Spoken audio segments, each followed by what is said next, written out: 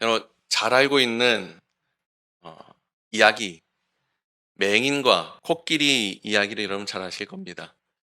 먼저 맹인들이 어떤 코끼리를 다 만져보는데 한 사람은 이야기하는 거예요. 다리를 만져보고 코끼리는 큰 기둥과도 같다 라고 이야기합니다.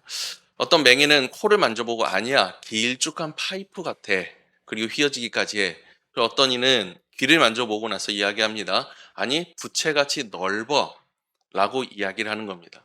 서로가 생각하는 코끼리에 대해서, 서로가 느꼈던 코끼리에 대해서 이야기를 합니다. 사람들마다, 그 맹인들마다 각기 다른 것을 이야기하고 있는 것을 우리는 알 수가 있죠. 그와 같습니다.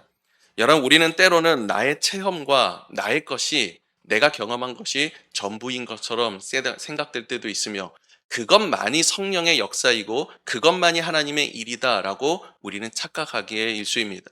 여러분, 맹인만 그럴까요? 아니요, 그렇지 않습니다. 눈을 뜬 우리도 마찬가지입니다. 하물며 분명 똑같은 자리에서 동일한 시간에서 동일한 것을 보고 들었음에도 불구하고, 때로는 동일한 걸 체험하고 목격했음에도 불구하고 우리는 서로의 반응이 너무나도 다르다라는 것을 잘 알 수가 있습니다. 어떤 이는 똑같은 상황 가운데서 감사합니다. 어떤 이는 똑같은 상황 가운데서 원망하기도 합니다. 때로는 어떤 사람은 그 앞에서 기도하기도 합니다. 어떤 사람은 그 앞에서 좌절하고 낙심하기도 합니다. 똑같은 것을 바라보면서 다른 판단이 생겨나고, 다른 추측이 생겨나고, 다른 결단과 다른 방식의 모습들이 나타나기 시작한다라는 겁니다. 모두가 다 다르기 때문입니다. 여러분, 성령 앞에서는 어떨까요? 분명히 동일한 시간이고 동일한 장소이고 동일한 것을 목격하지만, 여러분, 오늘 오순절 날에 임하였던 성령의 역사, 그 가운데에서 반응하는 모습들은 모두가 달랐다라는 겁니다. 똑같은 시간이고 똑같은 것이었지만 마음은 놀랍도록 서로가 달랐는데, 어떤 이들은 가장 먼저 이렇게 이야기를 합니다. 하나님의 큰 일을 듣는도다. 사도행전 2장 11절에 기록된 말씀입니다. 여기서 큰 일이라고 번역된 헬라어는 메갈레이아, 단순히 놀랍고 감탄하는 것을 이야기하는 것이 아닙니다.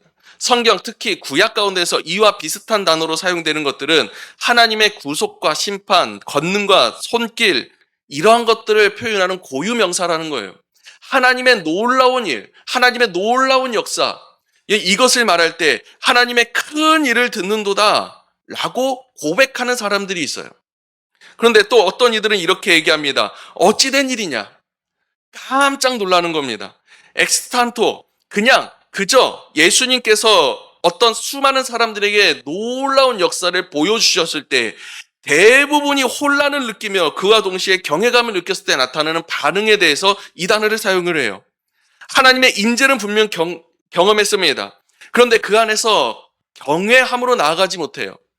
그것을 해석하지 못할 현상 가운데 머물러 있는 거예요.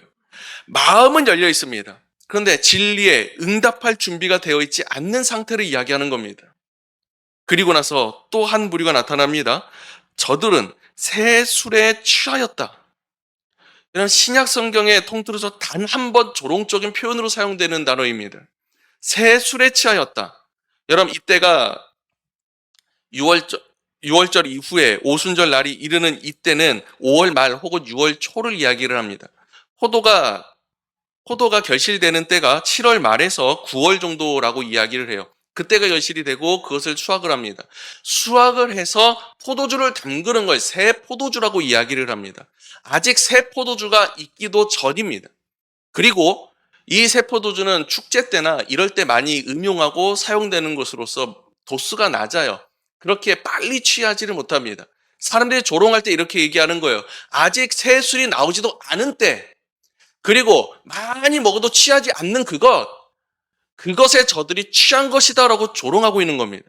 근데 그 입술을 통해서 주님께서는 그 입술을 통해서 고백하게 하시는 거예요. 성령께서 임하신다는 것은 결국에는 우리가 새 포도주가 새 부대에 담기는 것 같이 새 술에 취한 것 같은 현상이 우리에게 나타날 수밖에 없다는 것을 이야기하는 것인데, 그들은 그것을 깨닫지 못한 채 그의 입술로 조롱하고 있더라는 겁니다.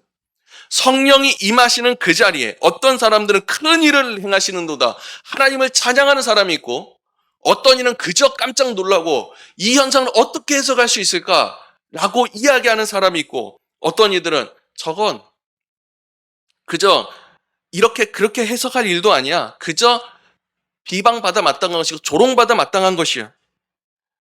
하늘의 일을 땅의 농담거리로 바꿔버리는 그러한 현상들이 나타나더라는 겁니다. 여러분, 이때만 그랬겠을까요? 교회는 어떨까요? 지금 오늘날은 어떨까요? 예전 제가 목회하던 때에 부목사 시절에 교회 부흥 전략에 대해서 함께 이야기를 나눴습니다. 나누고 있는데 그럼 어떻게 하면 좋을까? 한 곳에 있어서는 그 방법이 나오질 않아요. 그래서 여러 곳을 탐방하는 것이 어떻겠느냐라는 이야기가 나왔습니다. 그래서 요즘에 성장하고 있는 교회들, 요즘에 커가고 있는 교회들, 요즘에 사람들이 몰려가는 그 교회들 탐방해보자는 거예요. 그런데 거기에서 선임 목사님이 막았습니다. 그 이유가 뭔지 아십니까? 저 교회가 불과 5년 전, 10년 전에는 우리 교회는 쳐다도 못 볼 정도의 작은 교회였다라는 거예요. 자존심 상한다라는 거예요. 쪽팔린다라는 거예요. 여러분, 그들의 그리면서 이야기합니다. 그들이 몰리는 거, 그들이 거기에 가는 거, 저거 다 사람 좋은 소리 하니까 가는 거고, 오늘날 문화에 맞춰주니까 가는 것 뿐이야. 라고 이야기하는 거예요.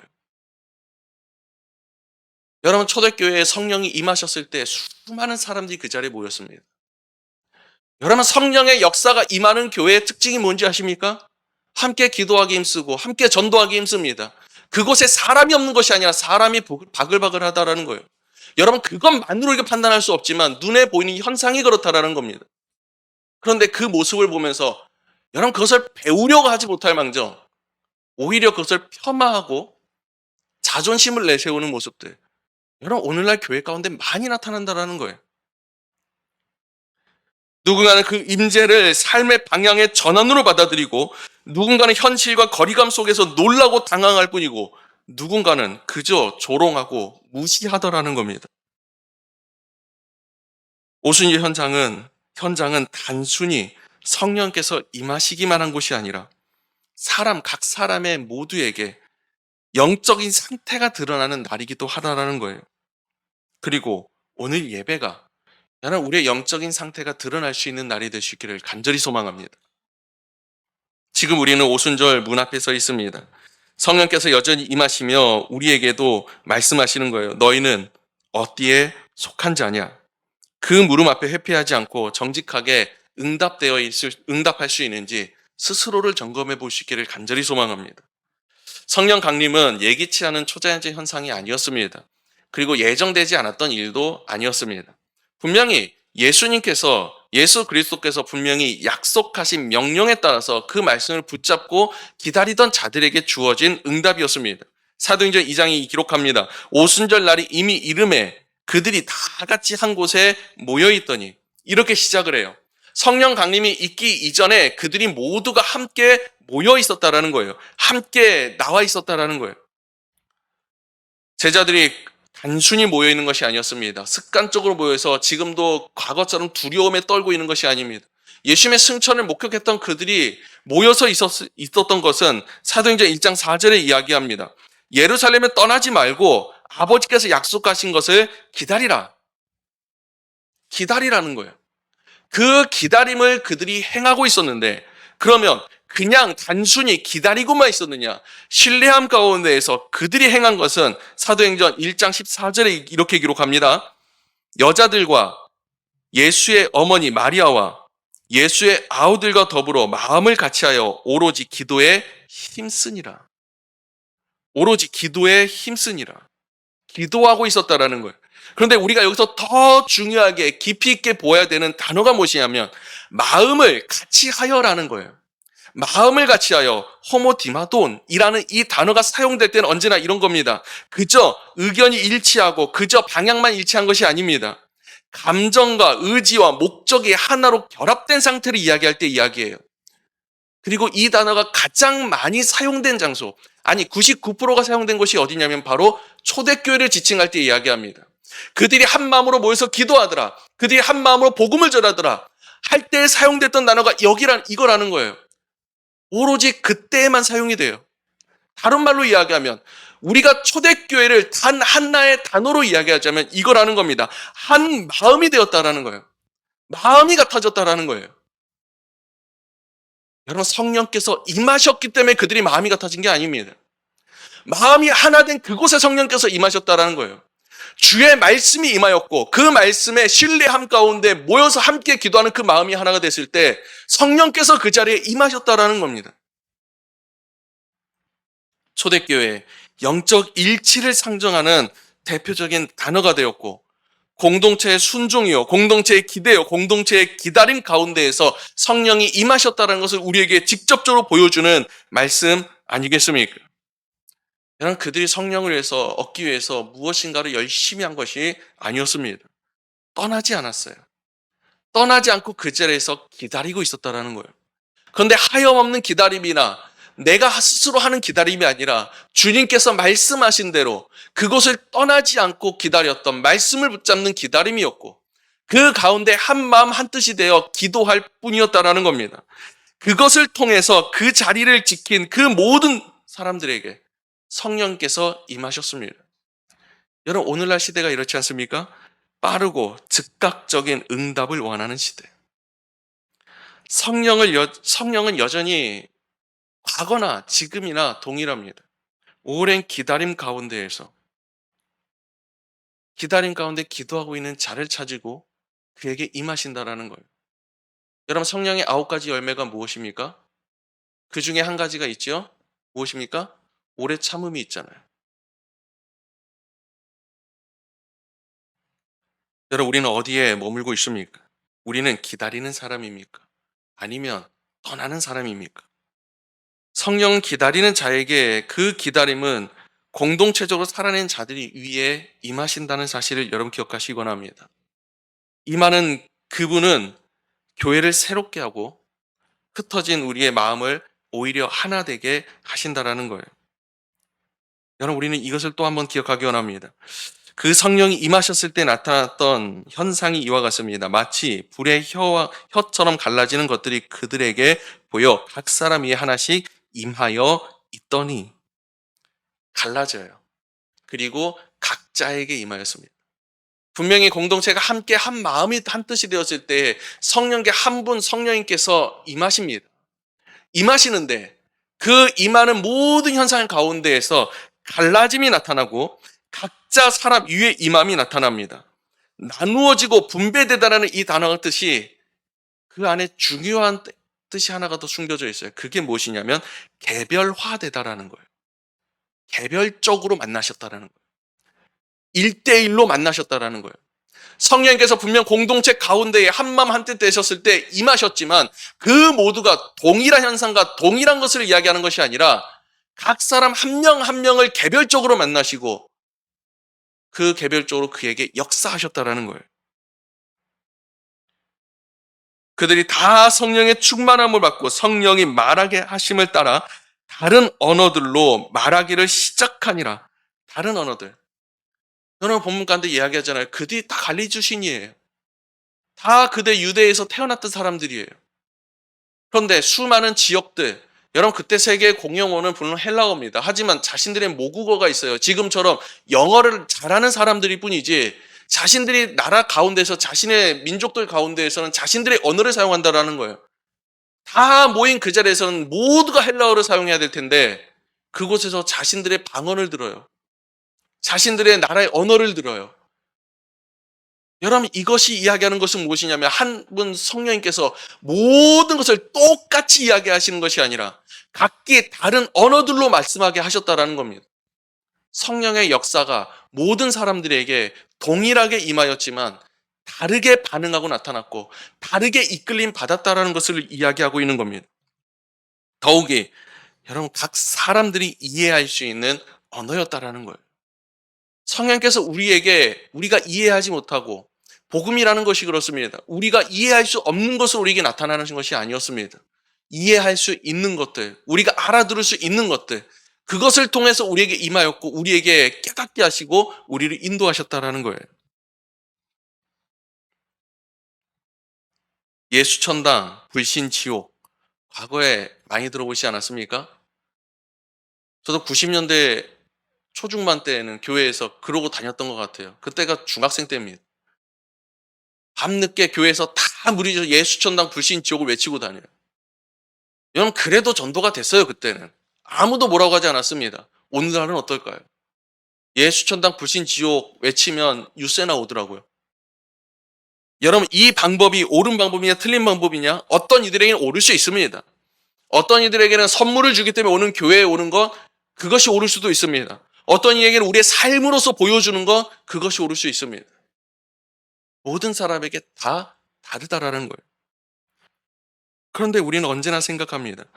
하나님의 일하심을 우리는 통일시킨다라는 거예요. 아니요, 연합하는 겁니다. 우리는 모두가 각기 다른 지체라고 이야기를 해요. 손가락이 하는 일이 다르며 발가락이 하는 일이 다르고 입이 하는 일이 다르며 코가 하는 일이 다릅니다. 같은 몸에 있다고 해서 다 동일한 일을 하고 동일한 쓰임을 가지고 있는 것이 아니라는 거예요. 각자가 다른 모습이 모여서 하나가 되는 것처럼 연합해서 하나가 되는 것이지 다 하나가 일치해서 통합해서 하나가 되는 것이 아니라는 거예요. 성령께서 역사하심이라는 것이 이러한 것임을 우리에게 보여주시는 것 아닙니까? 각기 개별적으로 임하시고 각기 다른 언어로 말하게 하시고 다름 속에서 하나 되는 것. 성령이 교회를 그렇게 빚어가시고 만들어가심을 우리에게 보여주시는 겁니다. 그리고 성령의 충만함이라는 것은 능력이 아니라 주권의 전환이라는 사실을 우리에게 다시 한번 일깨워주고 있습니다. 여러분 그들이 성령이 임했을 때 눈에 띄는 현상이 무엇이냐면 말하게 되었다라는 거예요. 그들이 다 성령의 충만함을 받고 성령이 말하게 하심을 따라 다른 언어들로 말하기를 시작하니라. 여기에서 성령이 말하게 하심을 따라 여러분 이것을 우리가 해석해 보면 이와 같아요. 위에서부터 주어지는 권위에 의해서 말하게 되는 것. 내 권위나 내 생각이나 내 의지가 아니라 위에서부터 주어지는 권위. 여러분 때로 이럴 때 있지 않습니까? 내가 예수를 처음 믿었을 때 이런 간증도 많이 들어보셨던 것 같아요. 복음을 말하지 않고는 견딜 수가 없어요. 이전까지는 내가 생각지도 못했던 것들이고 아무리 내가 논리적으로 이성적으로 판단해도 이것이 옳은 것인가? 라고 생각될 때도 있지만 내 입술이 근질거리고 내가 그것을 말하지 못하면 내 마음이 답답해지고 죽을 것 같은 그 심정. 여러분 이게 성령께서 역사하시고 하나님께서 말하게 하심 아니겠습니까? 우리는 흔히 성령의 충만함이라는 것이 어떤 강한 에너지나 능력이 나타나는 것을 오해할 때가 많습니다. 성령의 충만함이 있을 때, 성령의 임재함이 있을 때 병고침이 일어나고 그 안에서 능력이 일어나고 안전뱅이가 일어나고 죽은 자가 살아나고 여러분 성령의 역사의 한 부분일 뿐이에요. 그것이 성령의 역사다. 그것이 성령의 충만함이다. 아니라는 겁니다. 성령의 가장 큰 능력은 무엇이냐면 성령의 인도하시는 말, 성령이 주어지는 메시지를 내 입술로 이야기하는 것. 내가 스스로 띠띠며 걸어가는 것이 아니라 나를 묶으신 성령께서 나를 인도하여서 내가 원하지 않는 곳으로 내가 갈 수밖에 없는 삶. 여러분 이게 성령의 능력이라는 겁니다. 이게 성령의 충만함의 실체라는 거예요. 사랑하는 여러분, 여러분 정말 성령 충만하십니까? 성령 충만한 삶을 원하십니까? 우리가 꿈꿔왔던 성령의 충만한 삶이라는 것이 무엇입니까? 내가 그저 방언을 이야기하는 것입니까? 아니면 내가 기도했을 때 모든 것이 이루어지고 내 삶이 윤택해지고 내 사업이 잘 되고 내 자녀들이 잘 자라나고 내 육신이 고쳐지고 여러분 이런 것들이 과연 정말 성령의 능력이고 성령의 충만함입니까? 아니면 여러분 정말 초대교회에서 이야기했던 것처럼 그들 모두가 하나 되어서 죽음 가운데에서도 그 목숨을 불사르며 하나님을 찬양하는 것이 성령의 충만함이겠습니까? 하나님께서 우리 자녀들에게 원하시는 것, 우리 후손들에게 원하시는 것, 나에게 원하시는 것. 여러분 그 성령의 충만함이 어떤 것이겠냐라는 거예요.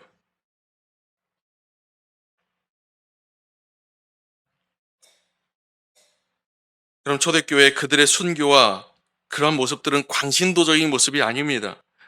성령께 내어드린 자들의 성령께 자신의 삶을 내어준 자들의 삶의 모습이 초대교회의 모습들입니다. 그들이 연합하고 그들이 화합하고 그들이 서로 통용하고 그리고 나서 불과 몇 년 되지 않아서 그들에게 대대적인 탄압이 있을 때 하나님을 떠나지 않고 죽음을 받아들였던 용기, 그곳으로 당당히 향했던 발걸음, 지하 카타콤으로 들어가서 끝까지 자신의 모든 빛을 다 버려버리고 그 어둠 속에서 오직 한 줄기 빛 예수 그리스도만을 찾기 위해서 그곳으로 달려갔던 그 발걸음. 여러분, 이게 그들이 선택했던, 아니 그들을 이끄셨던 성령의 발걸음을 말미암아 충만한 삶을 살아낸 자들 아니겠습니까? 성령이 그들의 입술을 주장하십니다. 복음이 흘러나옵니다. 하나님의 큰 일을 선포하는 도구가 됩니다. 오늘 교회 안에 나는 우리도 이와 같은 질문 가운데 설 수 있기 원합니다. 내가 정말 성령의 말하심에 따라 말하고 있는가? 때로는 내 행동과 내 말과 내 생각, 내 경험, 내 논리의 연장이 아니라 정말 성령의 이끌리심 가운데에서 내가 말하고 있는가? 성령 충만한 공동체는 말이 많아서가 아니라 말의 주인이 성령님이시기 때문에 강력한 역사가 일어나는 것입니다.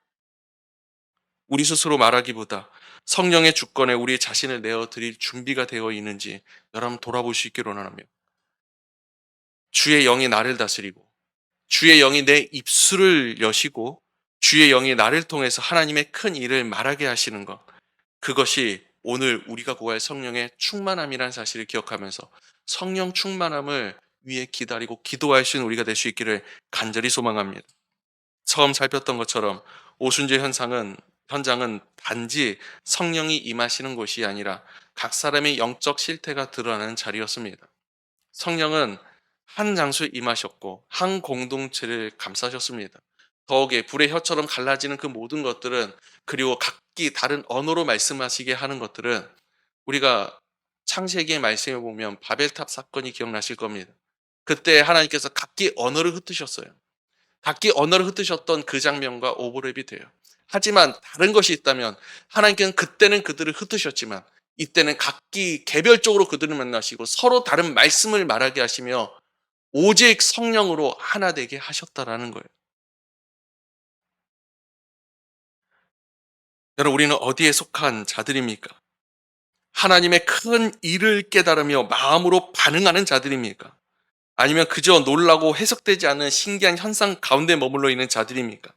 아니면 술 취한 자들이라고, 어리석은 행동이라고 조롱하는 자들입니까? 여러분, 이 세 가지의 반응은 2000년 전 예루살렘의 이야기뿐만이 아니라 오늘날 우리에게도, 예배 가운데에도, 삶 가운데에도 여전히 반복되고 있는 영적 현상이라는 사실을 여러분 꼭 기억하시기 원합니다. 우리는 어디에 속한 자들인지 다시 한번 깨닫기를 간절히 소망합니다. 성령께서는 오늘도 우리에게 임하십니다. 문제는 그분이 오시느냐 오시지 않느냐가 아니라는 거예요. 우리가 그분을 어떻게 맞이하고 있는가? 여러 말씀 가운데, 계시록 말씀 가운데 이런 말씀이 있지 않습니까? 문 밖에 서서 문을 두드리고 기다리고 계신다라고 말씀하세요. 그때 뭐라고 말씀하시냐면 내 음성을 듣고 문을 열면 내가 그 안에 들어가서 그와 함께 먹고 마시겠다라고 이야기를 합니다. 예수께서, 성령께서 문 밖에 서서 문을 두드리고 계실 때에 어떤 이들은 이야기합니다. 그 소리가 하나님의 음성과도 같고 하나님의 날 부르신과도 같아 맨발로 뛰쳐나가 문을 여는 자들이 있는 반면, 누가 찾아올 수 없는데 이 놀라운 현상은 무엇이지? 그 자리에서 생각하고 고민하고 있는 사람들, 때로는 그저 장난질의 하나로서 치부해버리는 사람들. 여러분, 우리는 어떻게 반응하고 있는지 다시 한번 살펴보기 원합니다. 주님 나에게 말씀하셨을 때 그 음성을 듣고 그리고 거기에 반응하고 문을 열면 주님께서 내 안에 오시는 거예요. 성령께서 내 안에 임재하시는 거예요. 더욱이 간절히 원하옵기는, 나는 성령을 비방할 뿐 아니라 조롱할 뿐 아니라 여러분 회방하는 자 되지 않기를 간절히 소망합니다. 우리는 성령을 비방하고 회방하고 조롱하는 자가 아니라 성령에 우리의 모든 것을 내어 맡길 수 있는, 정말 성령님께 내 모든 자리를 내어 맡길 수 있는 진정으로 주님께 쓰임받는 귀한 백성들 되시기를 간절히 소망합니다. 교회는 성령의 공동체입니다.